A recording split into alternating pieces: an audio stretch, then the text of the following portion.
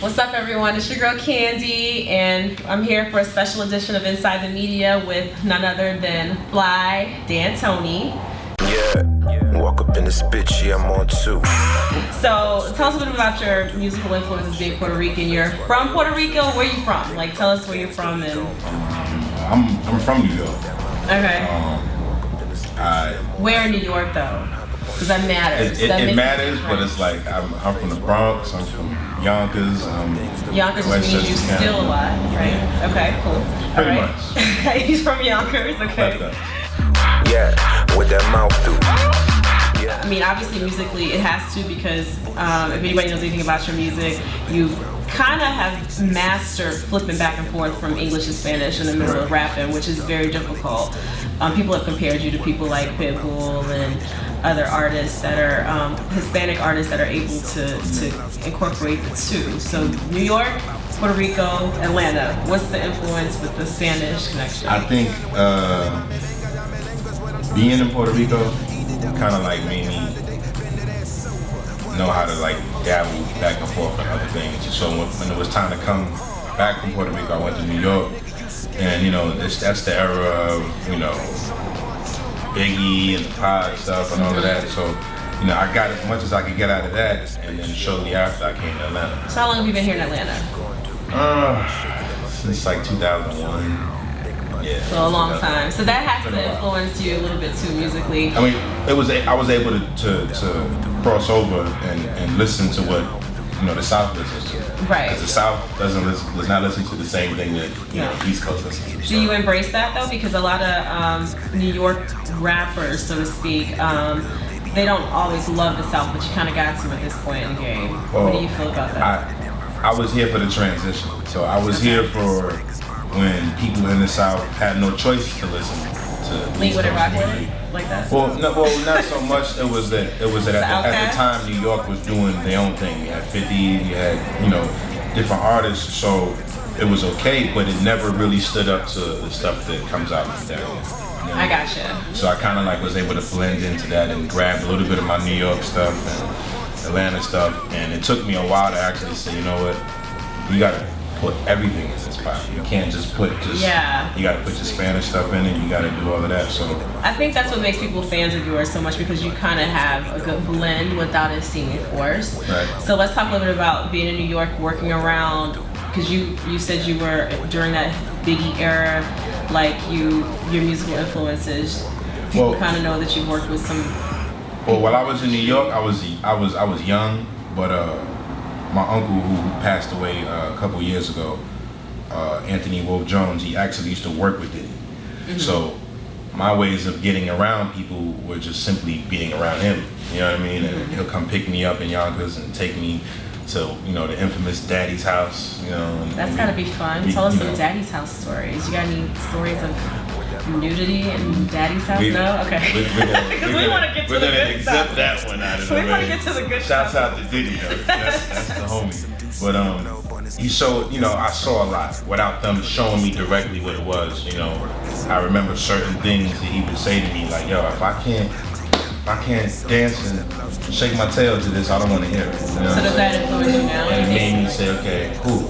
Made songs like Mouth and all of that, which might be in a standpoint degrading in a way, but my favorite. I love anything as long degrading. As you're dancing, you know what I'm saying? Amazing. To me, it makes sense. No, that's dope. So let's talk a little bit about how a lot of people know you from Love and Hip Hop, because you've been on a couple of seasons. More recently, you were the person who exposed that Joseline has been cheating on Stevie J with this person, that person, that person, this person. See, I'm gonna say this. So tell us a little bit about how that came about. I'm not a snitch. See, VH1, I respect what they do, but they have a bad habit of editing what they want to edit. And all reality TV does, I think. They all do, and you got to take the good with the bad, and just make that bad as good as possible. So the good outweighs the bad. But at the same time, yes, I introduced Joseline to Stevie. So you introduced Joseline and Stevie J to each other? Right. Well, see, when my uncle passed away, before my uncle passed away, Stevie was, everybody was on the Bad Boy. So, and at the time, if you wanted a hit record, go to them. You know what I mean? Yeah. from 112 to Total to anybody that you know that was under Bad Boy, Stevie J was responsible for that. So at the same time, I like to be honest about it. That man is all the way one of the most talented musicians and artists that I've ever met. 50 million exactly, he does it all. And at the time, I was just only a drummer. You know, I didn't really know much about anything else but drums. You know what I mean? And slowly but surely, I went into playing other instruments and started DJing and then rapping and writing and stuff like that. But me and Stevie, before this whole situation with Love and Hip Hop came about, we were cool. We were, that's my uncle. You know what I mean? That's my family, and anybody that knows us knows that. Yeah, with that mouth. Once Love and Hip Hop actually wanted him, he needed something to bring to the table. You know what I mean? And you had female drama. You had that something. I mean, this is Atlanta. There's a little bit of drama everywhere in Atlanta. Right. And I kind of, it dawned on me because I used to go to the Onyx a lot. You know what I mean? To us, that was the office. Even if we going to play pool, we're there. You know what I mean? And a friend of mine was Joseline at the time, and she kind of, I hate to say this, but she didn't want to be around Stevie. And she was cool with me because she knew I'm, Puerto Rican. And she's Puerto Rican. She's Puerto Rican, and her thing was I can't really relate to these dudes out here and stuff like that, and whatever.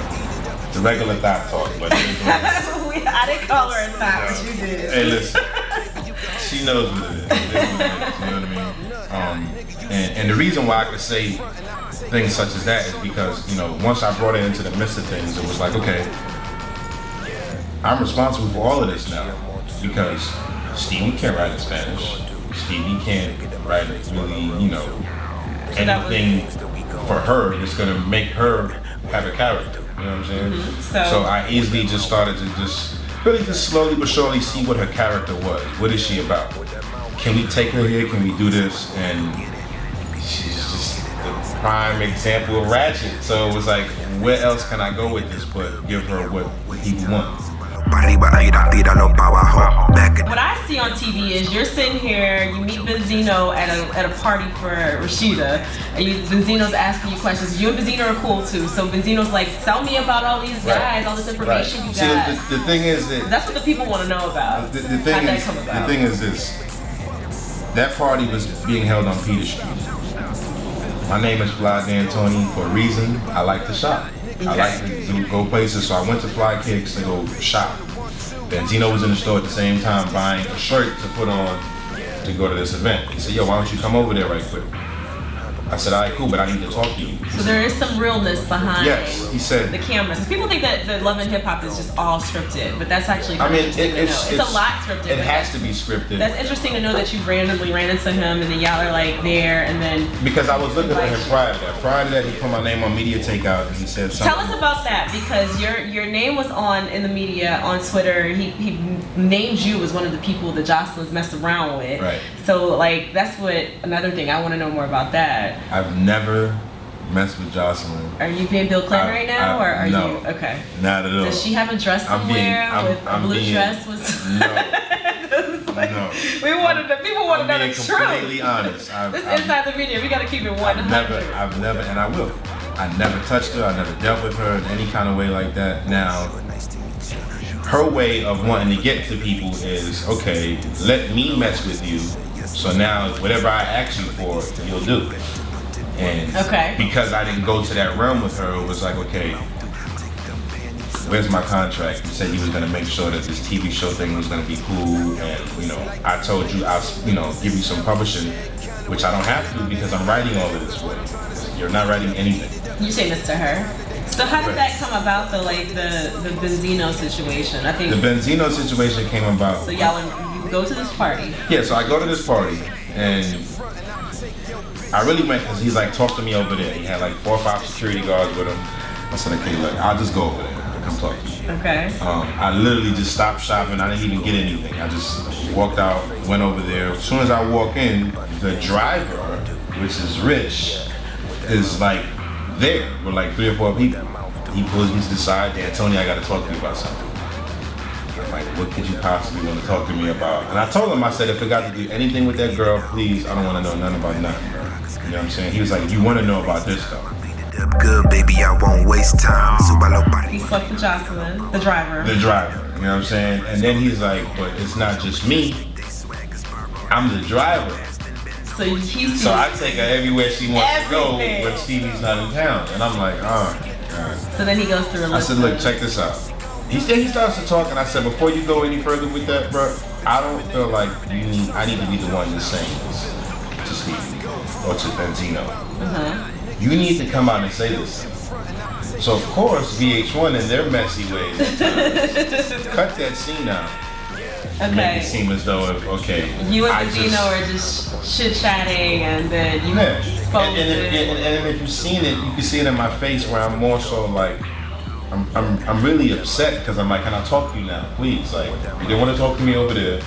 Can I talk to you? Why do you have my name? This was a season finale, and you were a big part of that season finale, exposing Joseline, then in turn Stevie. So what's the relationship like now? Because you named some people, Benzino named some people on Twitter, you confirmed a lot of those people, and then in turn, now fast forward, where's your relationship with Stevie and Joseline at this point? Is there a relationship between Stevie and? It really isn't. Like, you know, and the good thing about it is we actually had enough time on our hands to sit down like men and say, hey, look, this is what it is. And I told him, I said, I can't rock with you if this is what you're dealing with. But as grown men, I can't tell you who to deal with or who not to deal with. Right. So if you want to know why I'm not around anymore, if you want to know why I cut all ties, why I haven't signed to your music group or anything like that, it's for the simple fact of there's really nothing in it for me if 24/7 you're worrying about her, you know what I'm saying, and she's not gaining anything. Yeah. So do you think she's talented? Do you think that she's a good artist? Absolutely not.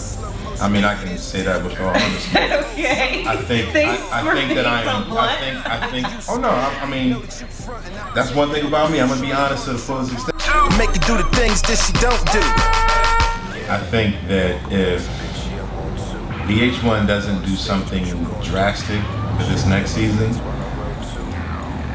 Love and Hip Hop Hollywood would take it. That's gonna be the one to take over. It's gonna be it. I mean, he got too much going on. That's a lot of big. Those are names that are very, very relevant. Ray J, everybody knows how relevant he is because of Kim Kardashian. Right. So you mentioned Kim Kardashian, and every rating, everything goes up automatically. Absolutely. And yeah, he's not bringing. I don't blame them. I feel like that's another step in terms of what they have accomplished as far.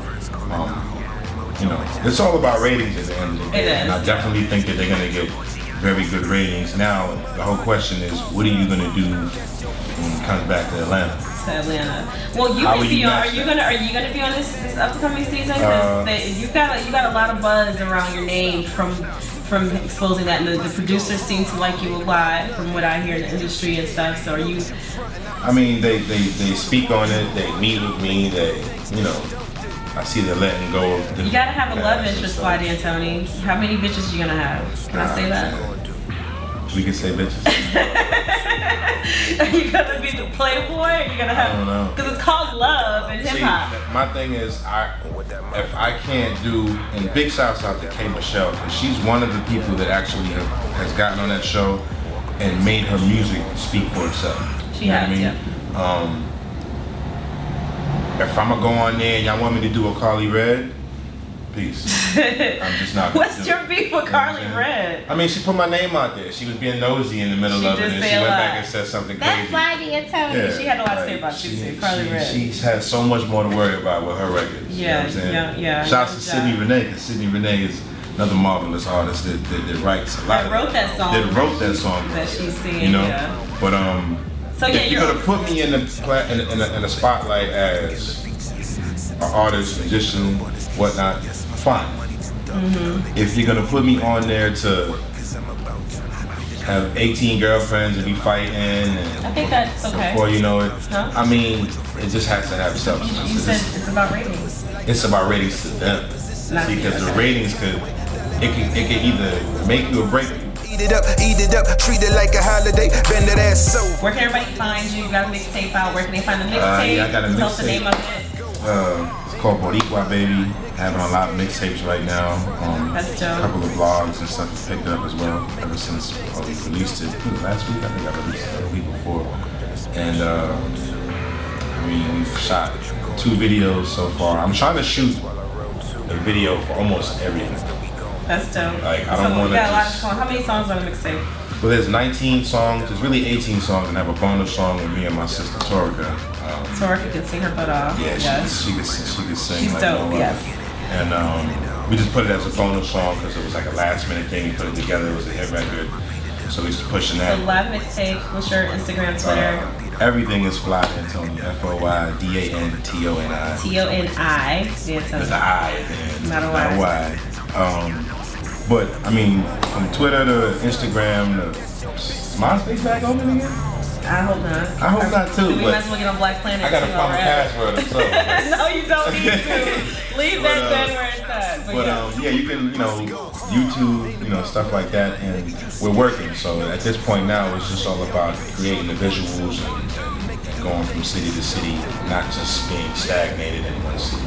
So between New York, LA, Florida, anywhere in the South, we're just trying to make sure we push and support all my Latinos. You know what I mean? Yes. Because if it's not for Latinos, I tell them all the time, people not understand me, but yo soy de Puerto Rico, yo soy más boricua con los boricua. And at the end of the day, it's about your people. If you're African American, and that's what you do, you gotta still at some point support your people. Right. And no one else is gonna support you as much as your people will. So. Well, say that, Puerto Rico. Say that. Say that. One more time. That's it. It's the truth. No one else is gonna support you more than your people. Period. And with that being said,